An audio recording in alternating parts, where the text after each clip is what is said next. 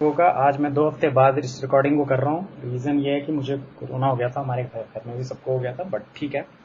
अभी हम आज करने वाले हैं स्ट्रिंग आर और प्योर आर। बहुत छोटा छोटा इंट्रोडक्शन है, बहुत लंबा नहीं जाएंगे, बहुत डिटेल में नहीं जाएंगे, बट मैं कुछ चीज़ें बता देता हूँ। सबसे पहले दोनों लाइब्रेरी जो है उनके नाम बता देता हूँ। लाइब्रेरी स्ट्रिंग आर और लाइब्रेरी प्योर आर। कभी भी किसी लाइब्रेरी के अंदर अगर नंबर ऑफ फंक्शंस पता करने हैं तो आप ये काम कर सकते हो। अगर आपको नहीं पता है तो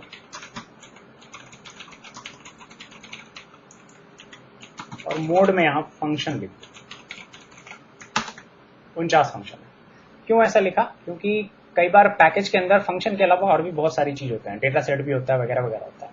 तो अगर आप ये मोड नहीं लिखोगे ना तो ये बहुत सारा और इन्फॉर्मेशन होगा जो 49 से बड़ा होगा। 52 है, 3 और कुछ और इन्फॉर्मेशन है जो फंक्शन में है, ठीक है ना। इसको करने के और भी एक तरीके हैं। एक हार्डवेयर थोड़ा सा ऐसा है कि आप एस अप्लाई या एल अप्लाई से भी ls करके इस डॉट फंक्शन से भी आप डिटरमाइन कर सकते हो, बट वो चूंकि थोड़ा मुश्किल तरीका है उसको मैं कवर नहीं कर रहा, बट वो भी एक तरीका है, ठीक है। मैं इस वीडियो को शॉर्ट रखने वाला हूँ। ओके, दूसरा क्या है, सबसे पहला जो फंक्शन दिमाग में आता है स्ट्रिंग आर के अंदर वो है स्टर सी। स्टर सी का ना ट्रीटमेंट लेने के लिए सबसे अच्छा है मेरे हिसाब से। क्या डिफरेंस है नॉर्मल पेस्ट और स्टर सी में? दोनों कॉन्कैटिनेट करते हैं, बट अगर मेरे पास ऑलरेडी 2 वेक्टर होंगे इसमें, ठीक है। इन दोनों में अगर मैं पेस्ट चलाऊं तो इसका आउटकम देखना, दोनों में अंतर है। इसमें एन आएगा, 3n नहीं आएगा, और ये सही है ज्यादा। मतलब ऑफ कोर्स तुम पहले वाले को भी सही बोल सकते हो, इट्स थोड़ा ओपिनियनेटेड बेस्ड है, बट आर में चूंकि हम बोलते हैं कि एनए के साथ हर ऑपरेशन एनए होना चाहिए, तो पेस्ट का ये ऑपरेशन थोड़ा सा दिमाग से बाहर चला जाता है। तो मेरे हिसाब से जो इसका ऑपरेशन है इसमें देखोगे आखिरी का वैल्यू ट्रू आएगा। तो ये काफी डिफरेंट है स्टर सी पेस्ट के मामले में when you talk about NS. तो ये चीज ध्यान रखना, एनए का ट्रीटमेंट अलग है। एक फंक्शन जो बड़ा अच्छा लगता है मुझे, str_view। ये क्या करता है? ये बड़ा सही काम करता है। मान लो कोई गार्बेज स्ट्रिंग है और मेरे को इसमें से नंबर पता करना है, कौन से नंबर है देखना है, कौन सा पैटर्न को मैच करता है। इस पूरे पैटर्न में डिजिट का है, नंबर का, एक से ज्यादा डिजिट का।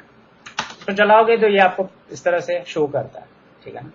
अच्छा, व्हाट अबाउट दिस? अभी भी यही बताएगा, आगे वाले के बारे में नहीं बता रहा है। ऐसा क्यों? क्योंकि str_view से पहले उस पर काम करता है, पहले पैटर्न पे काम करता है, और दोनों पैटर्न आपको देखना है तो यहाँ str_view कॉल करना पड़ेगा। ये एक बात हो गई। दूसरी बात ये है यार कि ये पैकेज हो सकता है, ये फंक्शन हो सकता है चले नहीं। क्यों नहीं चले? क्योंकि हो सकता है आपके सिस्टम में HTML विजेट्स ना हो तो उस केस में आपको ये इसको इंस्टॉल करना पड़ेगा। HTML विजेट्स को इंस्टॉल डॉट पैकेजेस यूज करके इंस्टॉल करना। मिलता जुलता फंक्शन है str extract। सेम चीज को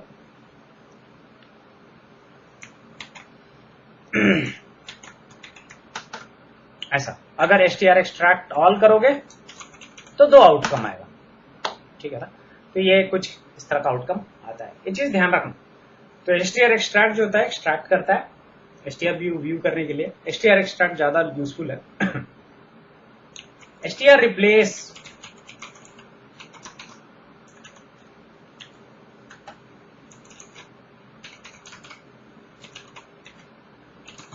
ठीक है ना। तो रिप्लेस में आप देखोगे पहला है पैटर्न, फिर किस चीज से रिप्लेस करना है। तो मान लो पैटर्न में मैं डिजिट ही लिख देता हूं, रिप्लेस इसको नल से करना है, तो सारे नंबर हट गए, ठीक है। अच्छा, str रिप्लेस ऑल अगर मैं यहां पर ऐसा लिखूं और अब मैं चलाऊं तो आखिरी वाला नंबर नहीं हटा। क्यों? क्योंकि हम str रिप्लेस यूज कर रहे हैं, आखिरी वाले नंबर को भी हटाना है, तो str रिप्लेस ऑल चलाना पड़ेगा, ठीक है। str extract all, str replace all। Multiple matches के लिए रिप्लेस अंडरस्कोर ऑल यूज करोगे, चाहे एक्सट्रैक्ट अंडरस्कोर ऑल यूज करोगे। एक मैच देखना है तो अंडरस्कोर ऑल यूज नहीं करोगे। यही बेसिक है और इसमें ज्यादा कुछ करने की जरूरत नहीं। एक और फंक्शन बड़ा अच्छा है, वो है str count। वो बस पैटर्न को काउंट बताता है। फॉर एग्जाम्पल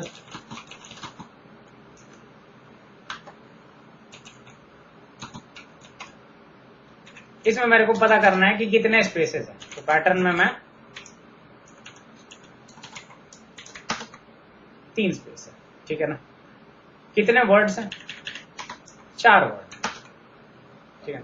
तो ये आप निकाल सकते हो str काउंट से, अगर आपको काउंट करना है तो। और भी बहुत तरीके हैं, बट इजी वे आउट है, ठीक है ना। तो ये किया जा सकता है। आई होप ये समझ में आ गया हो। ध्यान रखना यहाँ W प्लस लिखा है, W नहीं लिखा है। W का मतलब 1 है, ठीक है ना। तो ये चलाओगे तो एक कंप्लीटली डिफरेंट आंसर आएगा। क्यों?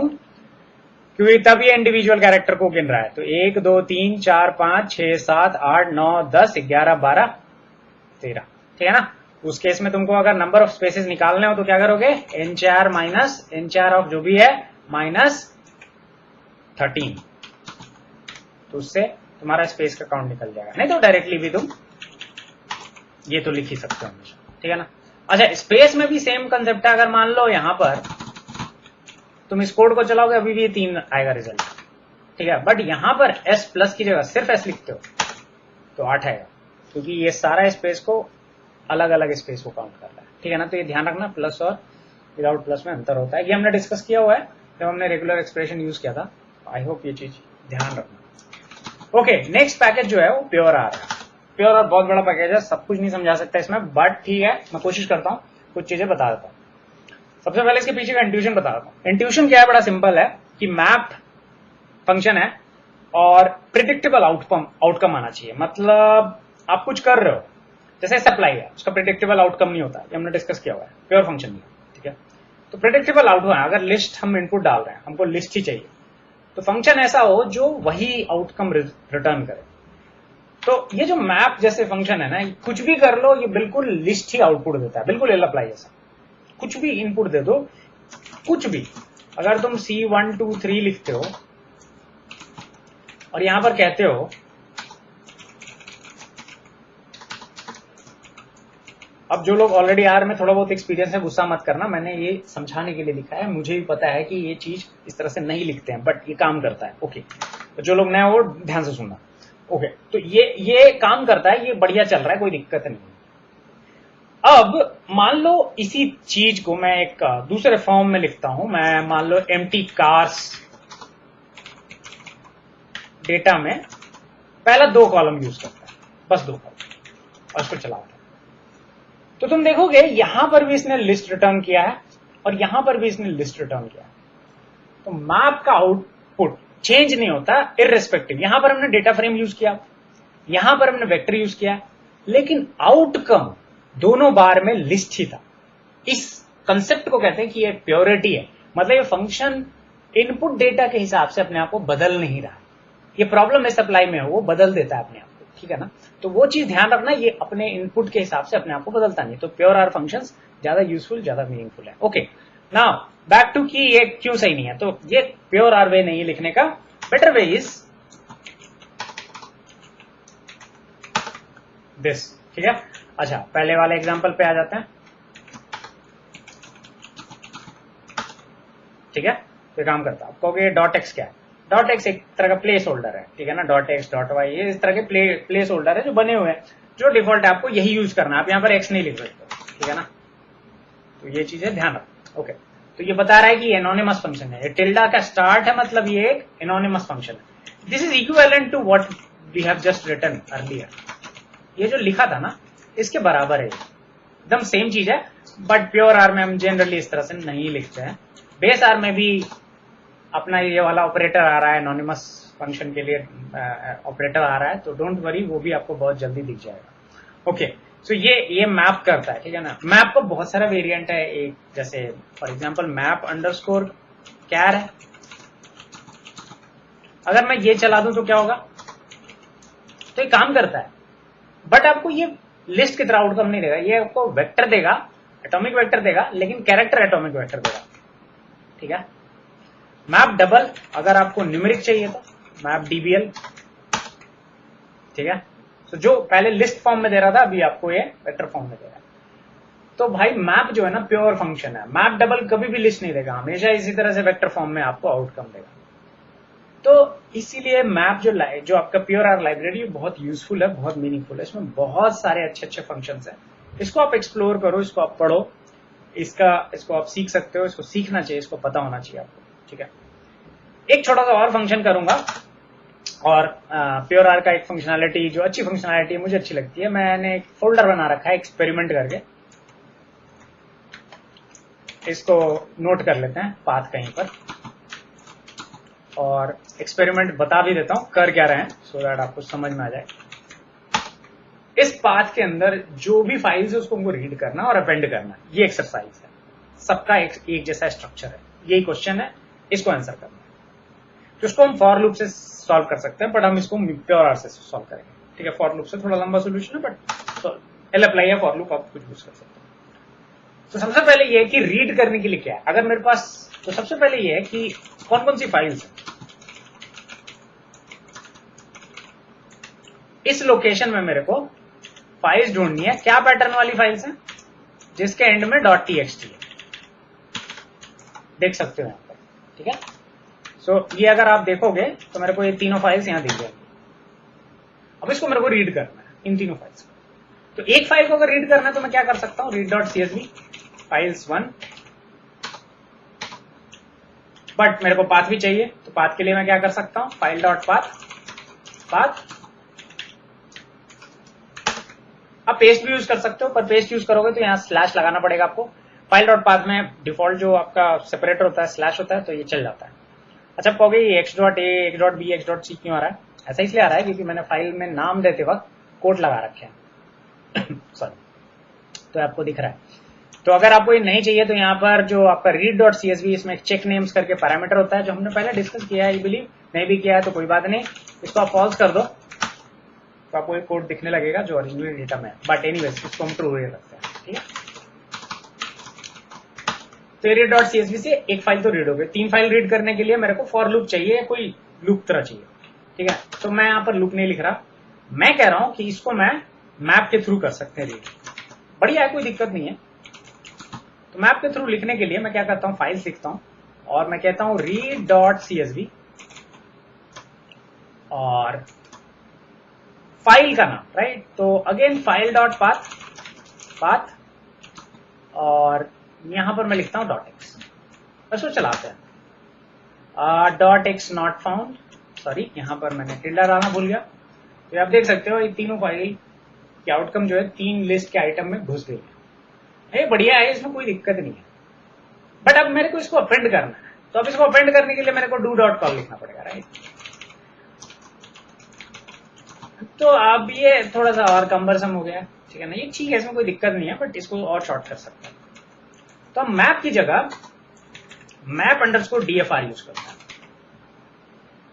अब जब इसको आप यूज करोगे तो आप देख सकते हो बिल्कुल do.call आपको लगाने की जरूरत नहीं है।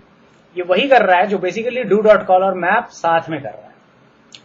प्लस आपको map_dfr में एक फ्री में एक फंक्शन, एक पैरामीटर मिलता है जिसको हम .id बोलते हैं, इसका नाम रख देते हैं नेम।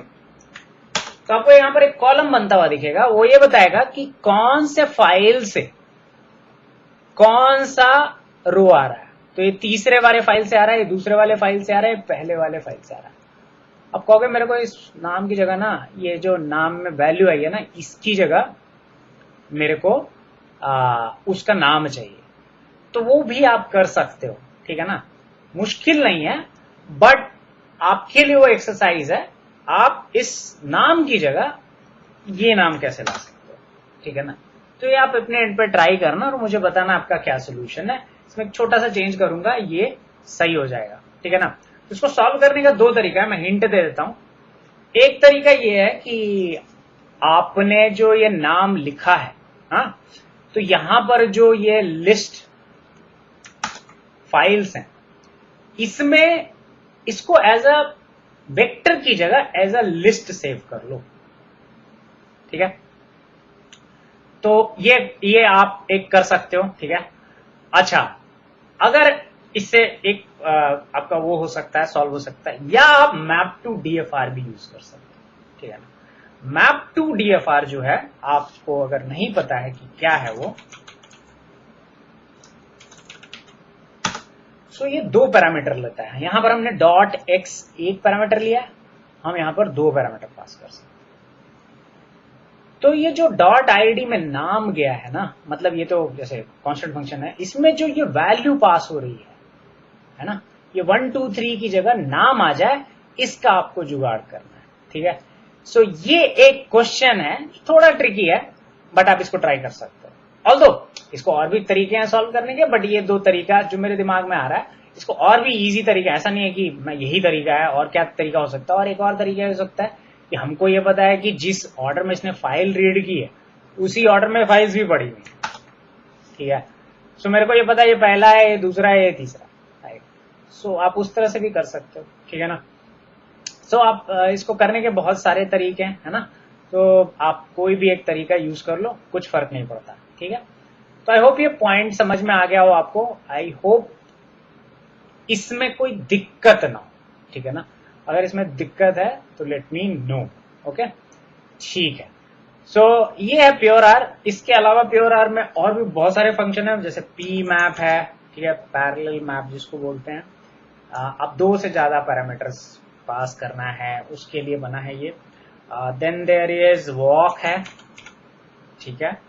फिर आपका और भी फंक्शन है इसमें, सेफली है, पॉसिबली है, इस तरह के ना अनगिनत फंक्शन है प्योर आर के अंदर।